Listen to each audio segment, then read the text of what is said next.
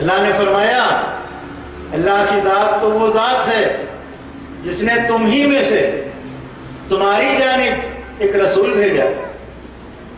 وہ رسول تمہیں اللہ کی آیتیں پڑھ کر سناتے ہیں، تمہیں کتاب اور حکمت کی تعلیم دیتے ہیں، تمہارا تزکیہ کرتے ہیں، تمہارے ظاہر اور باطن کو پاک کرتے ہیں. وَإِن كَانُوا مِن قَبْلُ لَفِي ضَلَالٍ مُبِينٍ.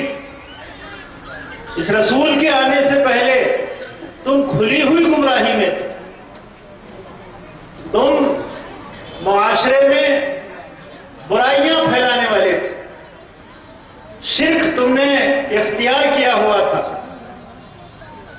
کون سی وہ برائی ہے جس میں تم ڈوبے ہوئے نہیں تھے؟ تو اس رسول کے آنے سے پہلے تم کھلی ہوئی گمراہی میں تھے. محمد رسول اللہ صلی اللہ علیہ وسلم نے قرآن کریم اور سنت کی تعلیم کے ذریعے لوگوں کی اصلاح کی، دلوں کو صاف کیا. جن کے دلوں میں شرک بستا تھا وہاں اللہ کی محبت کو پیوست کیا، ان دلوں کو شرک کی گندگی سے پاک کیا اور اس کے اثرات پھر ان کی زندگی پر پڑے. انہوں نے اپنی اصلاح کی، وہ بھائی بھائی بنے، وہ اللہ کے ماننے والے بنے. اللہ رب العالمین نے اپنی کتاب میں نقشہ کھینچا، فرمایا وَاذْكُرُوا نِعْمَةَ اللَّهِ عَلَيْكُمْ إِذْ كُنْتُمْ أَعْدَاءً فَأَلَّفَ بَيْنَ قُلُوبِكُمْ فَأَصْبَحْتُمْ بِنِعْمَتِهِ إِخْوَانًا وَكُنْتُمْ عَلَى شَفَا حُفْرَةٍ مِّنَ النَّارِ فَأَنْقَذَكُم مِّنْهَا. فرمایا یاد کرو اللہ کی اس انعام کو، اللہ کی اس نعمت کو یاد کرو. کون سی نعمت؟ اسلام کی نعمت، دین اسلام کی نعمت. فرمایا الیوم اکملت لکم دینکم واتممت علیکم نعمتی ورضیت لکم الاسلام دینا. آج کے دن ہم نے دین اسلام کو مکمل کر دیا. واتممت علیکم نعمتی، اور ہم نے اپنی نعمت کو مکمل کر دیا ہے تم پر. اسی نعمت کا ذکر ہے. وَاذْكُرُوا نِعْمَةَ اللَّهِ عَلَيْكُمْ إِذْ كُنْتُمْ أَعْدَاءً. اللہ کے اس انعام کو، اس نعمت کو یاد کرو جب تم ایک دوسرے کے دشمن تھے. تم ایک دوسرے کے دشمن تھے. فَأَلَّفَ بَيْنَ قُلُوبِكُمْ. اس نعمت کے ذریعے اللہ نے تمہارے دلوں میں محبت ڈال دی، تمہارے دلوں میں ایک دوسرے کے لیے الفت پیدا کرتی اور تمہیں ایک دوسرے کا بھائی بنا دی. دشمنیاں کافور ہو گئی، دشمنیاں دور ہو گئی اور دلوں میں اخوت اور بھائی چارہ پیدا ہو گیا. اللہ فرماتا ہے وَاذْكُرُوا نِعْمَةَ اللَّهِ عَلَيْكُمْ إِذْ كُنْتُمْ أَعْدَاءً فَأَلَّفَ بَيْنَ قُلُوبِكُمْ فَأَصْبَحْتُمْ بِنِعْمَتِهِ إِخْوَانًا وَكُنْتُمْ عَلَى شَفَا حُفْرَةٍ مِّنَ النَّارِ فَأَنْقَذَكُم مِّنْهَا. تم تو آگ کے گڑھے میں کودنے کے لیے تیار تھے، تم تو جہنم میں جا رہے تھے، ہم نے تمہارا ہاتھ پکڑ کے کھینچا، تمہیں آگ سے بچا لیا، تمہیں جہنم سے بچا لیا ہے. لوگوں اللہ کے اس انعام کو یاد کرو. میرے بھائیوں اور بزرگوں اور نوجوانوں، آج ہم نے اس نعمت کی قدر نہیں کی، ناقدری کی، اور اسی کا نتیجہ ہے کہ آج ہم جن حالات سے دوچار ہیں، آج ہمارا معاشرہ، ہمارا سماج، ہمارے حالات جس پستی کا شکار ہیں وہ اس نعمت کی ناقدری کی وجہ سے، کہ ہم نے اسلام جیسی عظیم نعمت کی قدر نہیں کی، ہم نے اس کو صحیح طور پر سمجھا نہیں، ہم نے اس کے تقاضوں کو پورا نہیں کیا، ہم نے اس کی تعلیمات پر عمل نہیں کیا، ہم نے اس کی ہدایات کو اپنی زندگی کا اوڑھنا بچھونا نہیں بنایا، بلکہ ہم نے نام تو لیا اسلام کا لیکن کام اپنی مرضی کے کیے، کام اپنے آباء و اجداد کے طریقوں کے مطابق کیے، کام اپنے علاقوں کے رسم و رواج کے مطابق انجام دیے، کام ہم نے اپنی برادریوں کے طور طریقوں کے حساب سے کیے. ہم نے نہ اللہ کی پرواہ کی، نہ رسول اللہ صلی اللہ علیہ وسلم کی ہدایات کی پرواہ کی، نہ علم حاصل کیا، نہ تعلیم کو فروغ دیا، نہ اپنے لیے راہیں کھولی، میرے بھائیوں اسی وجہ سے ہم پستی کا شکار ہیں۔ اسی وجہ سے آج معاشرے میں، ملک میں کوئی مقام ہمارا نہیں، کوئی عزت و توقیر ہماری نہیں ہے، کوئی اچھی نظروں سے ہم کو نہیں دیکھتا۔ ہم اپنی قدر کرنا سیکھیں، اپنے دین کی قدر کریں، اسلام کی قدر کریں، ہماری قدر ہوگی۔ ہماری عزت اسلام کے ساتھ ہے، اسلام سے ہماری عزت ہے۔ ہم اسلام کو سمجھیں گے، اسلام کی تعلیمات کو حاصل کریں گے، اسلام کی تعلیمات اور ہدایات کے مطابق زندگی گزاریں گے، دنیا ہماری قدر کرے گی، دنیا ہماری عزت کرے گی، دنیا ہمارا لوہا مانے گی، دنیا ہمیں اپنا قائد تسلیم کرے گی۔ کیوں کہ اللہ نے ہمیں اس ساری کائنات کا قائد اور رہبر بنا کر بھیجا ہے۔ فرمایا کنتم خیر امت اخرجت للناس تأمرون بالمعروف وتنہون عن المنکر، تم بہترین امت ہو، اور تمہیں اسی لیے برپا کیا گیا ہے، اسی لیے نکالا گیا ہے کہ تم لوگوں کو اچھائی کی طرف بلاتے ہو، بھلائی کی دعوت دو اور برائی سے روکتے ہو۔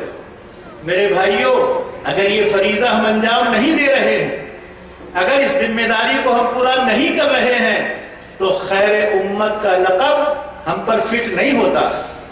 اس لیے میرے بھائیوں ہم اپنی ذمہ داریوں کو سمجھیں، اپنی قدر کرنا سیکھیں، اپنے دین کے اصولوں کو جانیں، سمجھیں، پڑھیں۔ تو ضرورت کس بات کی ہے؟ کیسے ہماری اصلاح ہوگی؟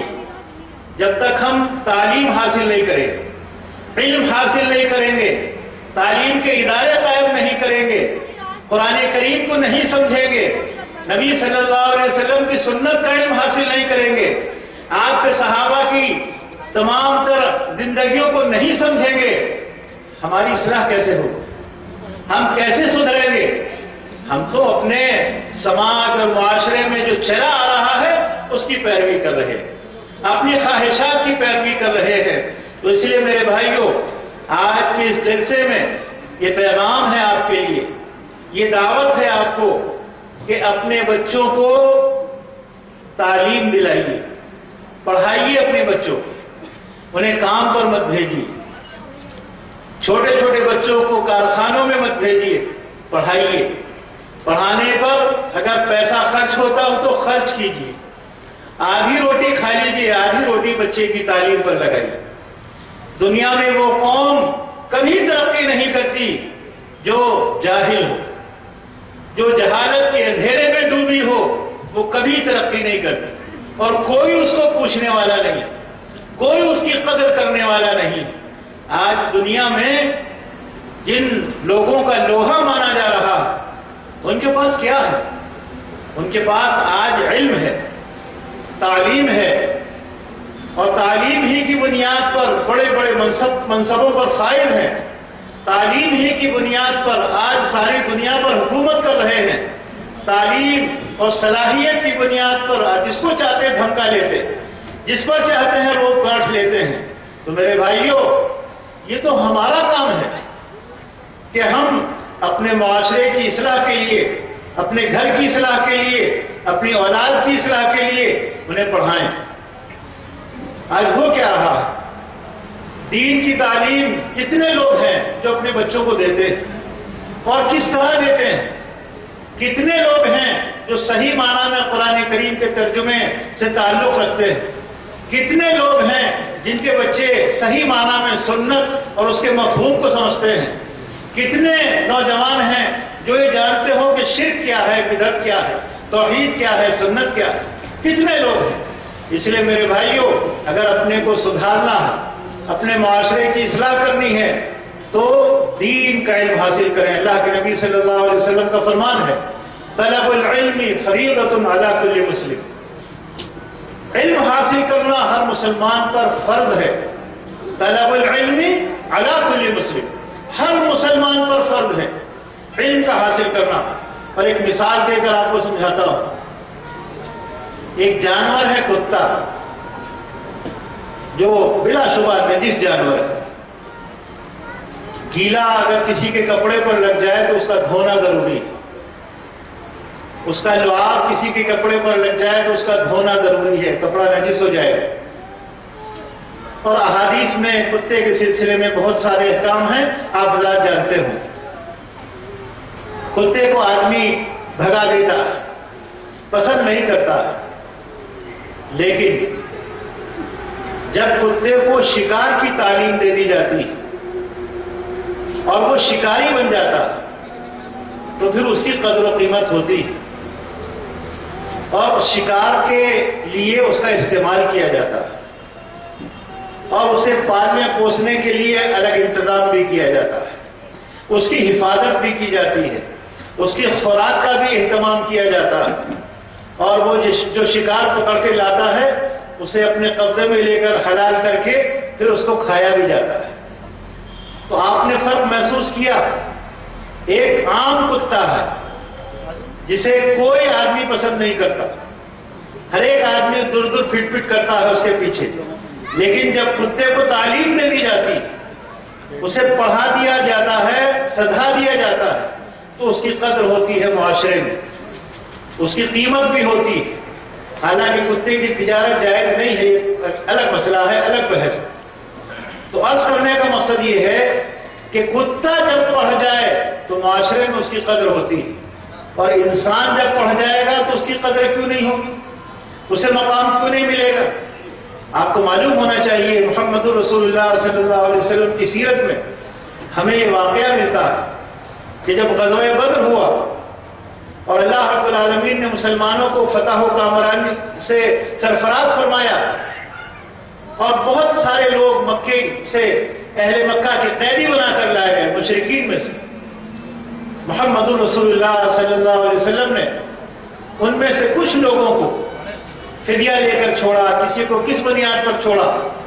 ان میں جو لوگ تعلیم یافتہ تھے، جو لوگ پڑھے لکھے تھے، ان کو روک لیا اور کہا کہ ہمارے بچوں کو پڑھا دو، ہمارے بچوں کو تعلیم دو تو ہم تمہیں آزاد کر دیں۔ میرے مسلمان بھائیوں، کلمہ پڑھنے والے بھائیوں، محمد رسول اللہ صلی اللہ علیہ وسلم سے محبت کے دعوے داروں، ذرا غور کرو کہ جن مشرکین مکہ کو، جن جنگی قیدیوں کو رسول اللہ صلی اللہ علیہ وسلم نے روک لیا تھا کہ ہمارے بچوں کو پڑھاؤ، ہمارے بچوں کو تعلیم دو، تو ہم تمہیں آزاد کر دیں۔ ظاہر ہے کہ وہ جو زبانیں جانتے تھے انہی زبانوں کو پڑھانے کے لیے رسول اللہ صلی اللہ علیہ وسلم نے روکا تھا، نہ کہ قرآن حدیث پڑھانے کے لیے۔ وہ مشرک کیا جانے قرآن، کیا جانے حدیث۔ تو یہاں سے یہ بات معلوم ہوئی کہ ہم نے جس طرح تعلیم کا بٹوارا کیا ہے، دین اور دنیا کی تقسیم کر دی ہے، یہ تقسیم ہماری کی ہوئی نہیں ہے بلکہ غیروں نے کی، اور ہم نے اسے قبول کر لیا۔ اسلامی تعلیم کے اعتبار سے جتنے بھی علوم ہیں دنیا میں سب ہمارے ہیں، اور کسی بھی علم کو حاصل کرنے کے لیے اسلام نے منع نہیں کیا، تمام علوم حاصل کریں، لیکن بنیادی طور پر دین کا علم حاصل کریں۔ پہلے دین کا علم حاصل کریں، بچے کو یہ معلوم ہونا چاہیے کہ اللہ کی توحید کا تقاضا کیا ہے اور شرک کیا ہے، تاکہ توحید کو اختیار کرے، شرک کو چھوڑ دے۔ بچے کو یہ معلوم ہونا چاہیے کہ سنت نبوی کا مفہوم کیا ہے، اتباع سنت کا معنی کیا ہے، اور بدعت کسے کہتے ہیں، تاکہ سنت کو اختیار کرے، بدعت سے بچے۔ آپ جب اس کو یہ گھول کر پلا دیں گے یہ دونوں باتیں، تو پھر وہ کسی بھی میدان میں جائے، ڈاکٹر بنے، انجینئر بنے، فلاسفر بنے، سائنسداں بنے، وہ بنیادی طور پر مسلمان رہے۔